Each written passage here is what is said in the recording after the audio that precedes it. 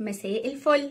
النهارده جاي اتكلم معاكم في موضوع غايظني جدا بقالي كتير. عايزه اتكلم معاكم عن التكلف اللي الحقيقه بقى سمه من سمات عصرنا. التكلف ده في السنين الاخيره بقى موجود بشكل مفرط في كل حاجه. طب قبل اصلا ما نتكلم عن التكلف، هو ايه التكلف؟ التكلف ان الانسان يبذل مجهود كبير علشان يبان بشكل مش حقيقي، مش موجود فيه اصلا. ممكن ابقى متكلف في ايه؟ في اللبس، في التصرفات، في طريقه الكلام، وحتى في المشاعر.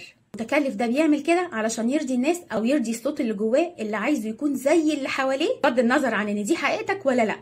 تعالى اديلك شويه امثله من حياتنا اليوميه عن التكلف. التكلف في الكلام، يبقى انسان بيتكلم عادي جدا بس علشان يبان راقي او مثقف وسط ناس معينه تلاقيه لا قلب لغه عربيه لا قلب لغه انجليزيه، رغم ان دي مش طبيعته.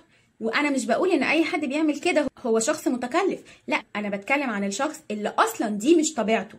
التكلف في اللبس، الناس اللي بتتعمد ان هي تلبس من ماركات غاليه جدا حتى لو اللبس ذوقه مش احسن حاجه عشان تحس ان هي مندمجه في المجتمع اللي عينها عليه. او واحده تبقى لابسه لبس مش مريح، جزمه بكعب عالي بس عشان تبقى زي غيرها، رغم انها مش مرتاحه ومستنيه اللحظه اللي تقلع فيها اللبس ده. او واحد تلاقيه لابس ماركات عاديه بس في وسط الناس لا دي اصليه، ده انا جايبها من الحته الفلانيه، لمجرد انه يبان انه معاه فلوس وذوقه حلو. التكلف في المشاعر، الاشخاص اللي بتقابلها في قاعده وتلاقيها طول الوقت بتعبر بجمل واو تحفه، الله يجنن، ده تحفه، ده فظيع، وهو ولا فظيع ولا حاجه. او بتستخدم جمل اطراء زايده عن اللزوم، ده اسمه تكلف. مش بقول ان انا المفروض ابقى قليله الذوق، بس مش لازم افور. شكلك حلو، الله جميله حلوه، ولو شكل اللي قدامك مش عاجبك التزم الصمت يا سيدي، مش لازم تقول حاجه. التكلف في العلاقات، وبجد ده اسوأ نوع. تلاقي واحد خاطب واحده بيعاملها بالورقه والقلم، يفتح لها باب العربيه، يشد لها الكرسي، طمنيني عليكي لما توصلي، جنتلمان زي الكتاب ما بيقول. وفي اغلب الاوقات ما بتكونش دي الحقيقه، هو بس عايز يبهرها وخلاص في فتره الخطوبه علشان تمشي تقول خطيبي رومانتك، خطيبي جنتلمان، خطيبي جميل، ما فيهوش غلطه. بس الحقيقه هو انسان طبيعي، ولو اتعامل بمشاعره واحاسيسه بصدق العلاقه هتبقى افضل بكتير. لان الناس اللي زي دي بعد الجواز بتقابل مشاكل للصبح، انه فين اللي احنا كنا متعودين عليه في الخطوبه؟ لا مش موجود. العلاقات اللي زي دي جميله وشكلها تحفه من بره بس فاضيه من جوه. وبرده ما بقولش ان اي شخص بيعمل كده متكلف، انا بقول اللي بيعمل كده وهو اصلا مش كده. الشخص مثلا اللي شايف انه مش مفروض يفتح باب العربيه لخطيبته، هو كده اجرب؟ هو كده وحش؟ لا، علشان يبقى حلو لازم يفتح لها باب العربيه؟ اعمل ده لو انت حاسس بده، لو انت عايز تعمل ده. مش حاسس ان انت عايز تعمل ده، ما تعملوش. باب العربيه مش مقياس نجاح علاقتك بخطيبتك. أسوأ بقى أنواع التكلف والأكثر انتشارا تكلف السوشيال ميديا. الناس اللي طول الوقت بتصور أكلاتها وسفرياتها وولادها وعيشتها وحياتها وصورها ما فيهاش غلطة، بس ما فيش حد عايش كده. الناس بتسافر وبتنبسط، الناس بتتصور صور جميلة، بس مش طول الوقت. ده اسمه عبث. احنا مش عايشين في المدينه الفاضله. وكلامي عن السوشيال ميديا لازم اوقفه دلوقتي عشان ده عايز له 3-4 حلقات لوحده. طب ليه التكلف في السوشيال ميديا هو الاسوأ على الاطلاق؟ لانه بيأثر على اللي حواليك. انت لما تقابل حد متكلف في لبسه ولا متكلف في طريقه كلامه مش هيعود عليك انت بشيء.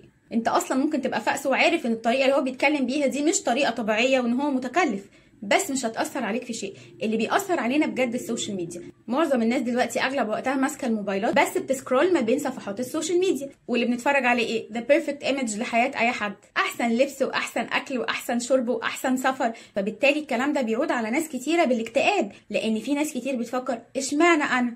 ناقصني ايه؟ ليه مش عارف اعيش العيشه دي؟ فبتبدا تقلد، فبتبدا تبقى متكلف، وبالتالي التكلف بينتشر. وعشان كده في بدايه كلامي قلت لكم بقى صفه من صفات العصر اللي احنا عايشين. حتى المكياج اللي البنات بيحطوه كميه لايرز على الوش غير طبيعيه. لو المكياج من غير كونتور ما ينفعش، لو البرايمر مش محطوط كويس شكلك مش هيبقى احسن حاجه، والهايلايتر كده ما كانش فظيع، مش عارفه بنغير في شكلنا، بنأفور في كل حاجه. ما اعتقدش ان مريم فخر الدين ولا زبيده ثروت ولا فاتن حمامه ولا شاديه ولا هقول مين ولا مين كان بيحطوا كونتور وبرايمر.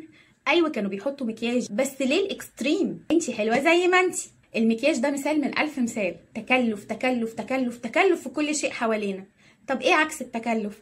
عكس التكلف البساطه، ان انت تكون على طبيعتك، انك تلبس اللي يريحك مش اللي يبهر الناس، انك تاكل اللي يبسطك مش اللي عايز تصوره للناس. ما بقولش ان انا ما جابلش حد، المجامله دي جزء من حياتنا ما فيهاش كلام، بس ما نبقاش طول الوقت جايين على نفسنا واعصابنا علشان نفتقن في المجتمع.